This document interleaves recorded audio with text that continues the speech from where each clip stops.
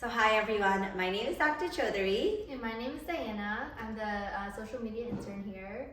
And today Diana's going to ask me her top 10 CBD related questions.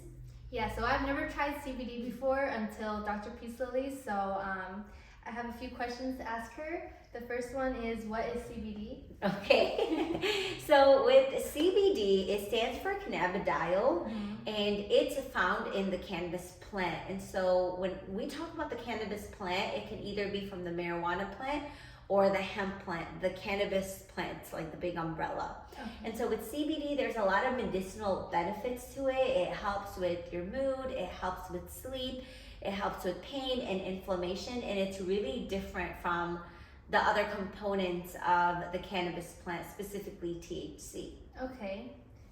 The next question is CBD legal? So CBD became federally legal in 2018, but prior to that it was not, but now it is. Okay, yay. That's good to know. The next question is, does CBD get you high?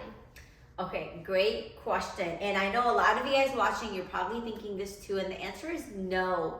Because a lot of people will confuse CBD with THC, which is, a common molecule found in the cannabis plant. THC is what will get you high and has an intoxicating effect, but CBD does not. Okay. So the next question is CBD addicting? CBD is not addicting, and that's one of my favorite parts of CBD, because when we talk about THC, it can be addicting, especially because it has an intoxicating effect, and so your brain craves that high. Because CBD does not give you a high or an intoxicating effect, and it actually does not even bind to the receptors in our body, it just interacts with it. So there's no addiction, and it can actually help you if you are struggling with addiction related to alcohol or other drugs. Okay, that's good to know. So the next one is, what does CBD help you with? So I personally take CBD for stress, for sleep, and for my knee pain. And those are the typical reasons why someone would use CBD. Another reason why someone would use CBD is for seizure disorders. There's this rare form where people can get hundreds of seizures in a week or a month, and so Epidiolex, it's an FDA approved drug that can help with that. But when we're talking about just regular CBD products, it's mainly for pain, sleep, and stress. Okay. So with all of those questions, what form of CBD do you recommend for someone that's just starting off like me? Yeah, so if you want to do, try CBD for the first time, I would highly recommend for you to try the tincture, which is an oil. And the reason why I recommend that is because on the dropper, there's markings, and so you can draw up your exact dose, and it's just really friendly for someone that's trying to figure out what dosage works for them. Okay. So the next question I have for you is, which form of CBD do you recommend? Or I just asked that one. Yeah. The next one is, are there drug interactions with CBD?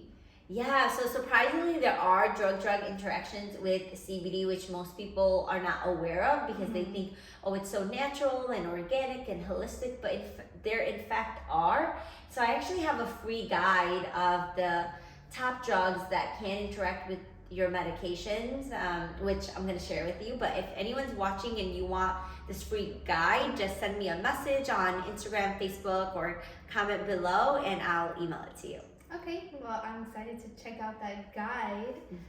The next question is, how much CBD should I take for stress or for sleep? So when it comes to dosing, it really matters what you want to take CBD for. So when it comes to sleep or pain, you need a much higher dosage. But when we're talking about stress or our mood, you need a lower amount. So for your mood or stress, I would recommend for you to start off with like 10 to maybe 15 milligrams of CBD, see how you feel. And every 3 days, you can increase 5 milligrams until you find your ideal dose. Now with sleep, I would have you start on double the dose. So either 25 milligrams or 35 milligrams. See how you feel for a few nights, and then you can increase as needed. Okay. That's good to know. So the next question is, can you overdose on CBD? No, you cannot. So that's the other beautiful thing about CBD, that there's been no known deaths related to CBD, because in our respiratory system, there's no receptors where CBD will bind. So when you talk about or think about opioids or certain medications or drugs, they do bind to your respiratory system, and it can shut your respiratory system down, and that's how you overdose and sadly pass away. But with CBD, that's not the case, and so you can take a large amount and be okay. Now you might get a little sick, like upset stomach or dry mouth or nausea if you take way too much, but no deaths. Okay, so I have one more question for you, and it is CBD oil and hemp seed oil the same thing? No, it's not. And you know, a lot of people don't know the difference because when CBD became legal in 2018, a lot of companies were selling products and they were calling it hemp seed oil, but marketing it like it's CBD and trying to trick the customers. So when we talk about hemp seed oil, there's no medicinal benefits to it because there's no CBD. It's just the carrier oil. And so like in the tincture that Dr. Peace Lily sells, the carrier oil is hemp seed oil, but then in that there's actual CBD that will give you the medicinal benefits. Oh, got it. Okay, well that's all the questions I have today for you. Yeah. Thanks for answering those. Oh, you're welcome. Super helpful. You're welcome. And if anyone's watching, if you guys have any questions, just let us know down below and we'll be more than happy to share it with you guys. Bye.